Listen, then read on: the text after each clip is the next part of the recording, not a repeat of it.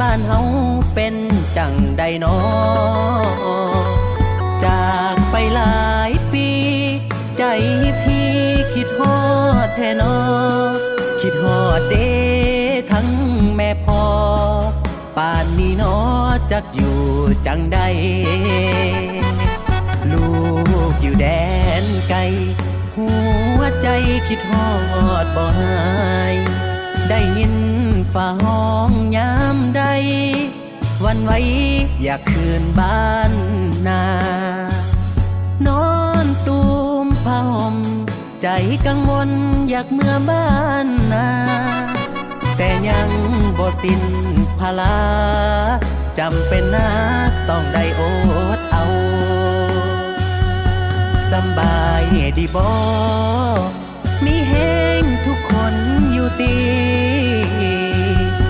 คำถามคำนี้ย้อนมีใจคิดฮอดหลายฝากมาถามข่าวเอาเพื่อนมิตรสหายอยู่สุขสบายกันหมดทุกคนอยู่บ่นอนฟังเสียงฝนฟ้าห้องโยนดังมายามใดคิดฮอดจนน้ำตาไหลหัวใจคอยสั่นขึ้นมาฝนตกฟ้าห้องได้แต่คองคำควรหวนหาป่านใดน้อสิคืนบ้านนาทั้งลุงและป้าพ่อแม่ของคอยบ่ดนดอกน้อเฮาคงได้พอกันยามเสร็จเวียกการงานลูกนั้นจบสิ้นแล้วนะ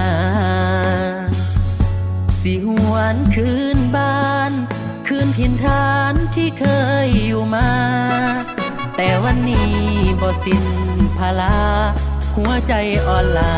คิดฮอดบ้านเด้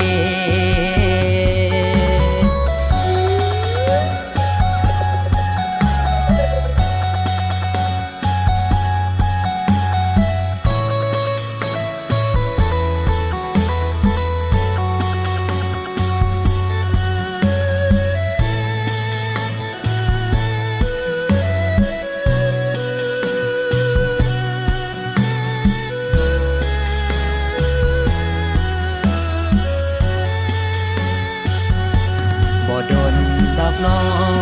งเฮาคงได้พอกันยามเสร็จเวียกการงานลูกนั้นจบสิ้นแล้วนะสิหวนคืนบ้าน